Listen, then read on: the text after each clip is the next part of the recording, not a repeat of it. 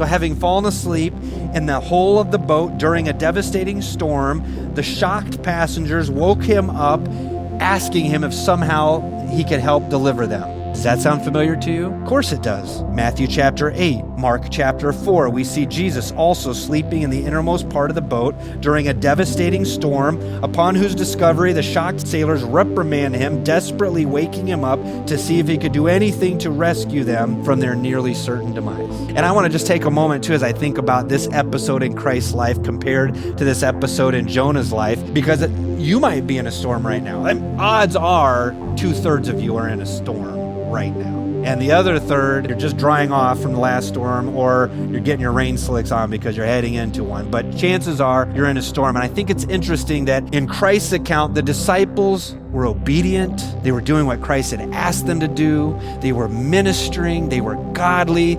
They were following after Christ, and he put them into a storm. In Jonah's case, he was fleeing from the presence of the Lord. One bad decision after another. We see in the passage, in fact, the word down. He went down to Joppa, and then he went down into the boat. And then from there, he went down into, fell asleep. And we're going to see, obviously, there's one more down that he can take as he continues to flee from the Lord. But maybe that's the storm you're in this morning, as you keep departing from the presence of the Lord, and God has you in a storm. And either storm, whichever one you're in, perhaps God is staying his hand. He's not delivering because he's waiting for you to rouse him. He's waiting for you to come and say, Lord, would you deliver me from this storm?